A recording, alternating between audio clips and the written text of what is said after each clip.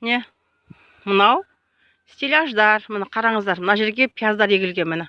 Ал мынау жерге де егілген. Осымен қарағанда 8 қатар бұл пияз баклажка егілген. Ал енді мынау ненің ар жағы мына жағын көріп тұрсыздар ғой, міне қараңыздар. Ана жағы баклажкадан селінген міне. Ортасында баклажка тұр. Термостат. Мынада клёнка тұр. Ішінде және сыртында 2 қатар клёнка тұр. Мынау термостат болып тұр.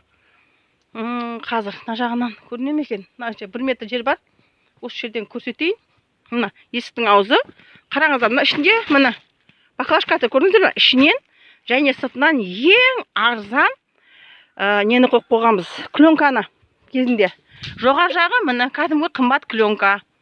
Мына жақтағы стеллаж істейміз деп ойлап жатырмын. Мынау тұрған стеллаж. Бұған қазір мынау тұрғанға бұған мен агропон бидай еккім кеп тұр қазір. Бұл жерге да.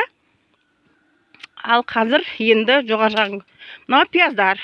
8 арық жермен есептегенде. Ал бұның ішінде қазір бар жоқ 10 арық тұр. 2 арығымды құртты, 11 арық тұр қазір.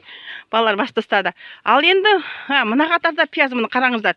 Бұл 4 қатар кеткен міне жерден 1, 2, 3, 4 қатар кеткен. Ақ жағын көріп тұрсыздар. Баклажка. Енді мына жоғардан бір қатар клёнка жіберем деп ойлап тұрмын. Ал жерде міне капельница қойылған. Енді бұл екінші жағы ғой. Мынау енді міне үшінші жағы. Үшінші жағында қараңыздар. 4 қатар, 1, 2, 3, 4 қатар. Бұның ішінде редиска егілген. Мына қапшықтарда редиска бар. Әлі редиска шыққан жоқ. Өйткені 2-3 күн ғана болды еккеніме. 2-3 күн болды, редиска шыққан жоқ. Бұл қапшықтарда редиска бар. Ешқандай да мұз қатпаған. Енді бұл үшінші жағы ғой. Ал енді мынау менің жерде шығып жатқан укроптарым. Мына укроптар. Анық көріне ма, көрінбей ма, білмеймін. Укроптар енді ғана көгеріп шығып келеді. Укроп мынау жерге 10 шақтың 2 арығын құртты балалар ары бері жүріп. Енді 11 арық қалды. Мына жағы редиска мынау.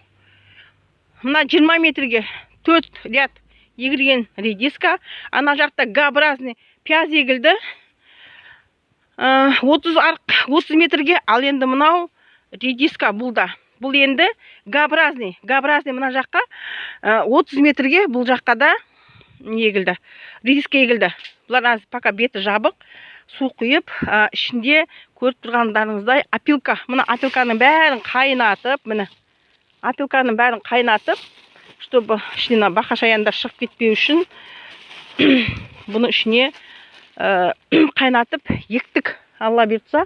Міне осы мынау печка. Өткенде балам қолдан істеп қоя салды, печка жарым-жартылай ғана болып тұр. Мынау осы 2 сотық менің қазір биогумсты көрсетейін. Мен 2 арығын құртты, мына биогумсты қоямын деп балалар бақшағына қойды. Соның өзінде құртты. Мынау биогумсқа алып қойған сабанымыз. Мына биогумстың мынау дайындық жағы екінші жай төгіп қойғанбыз. Мынау кішкентай мына 1 квадрат метрдің ішінде қараңыздар. Мына 1 квадрат метрдің ішінде менің шлаушандарым жатыр. 1 квадрат метрде шлаушан жатыр мына. Алла берса, мына екіншіне көшіреміз деп, мына екіншін дайындап төгіп қойдым. Мындай ағаштарды қойып жан-жағына. Бұның ішінде биогумс тұр. Міне менің 2 сотық егілген агротым. Бұл енді біреулерге мүмкін керек болып жатар. Әлі де мынаның ішіне тағы стеллаждар істеп, чтобы күн астына түсу керек, соны ойлап отырмын тағы да. Пока агропон егем мына жерге. Агропон енді ол өздеріңіз де білесіздер, бидай өндіру, емсал жүгері, сондай арпа өндіру агропон деп аталады. Қазарға, құстарға беру үшін.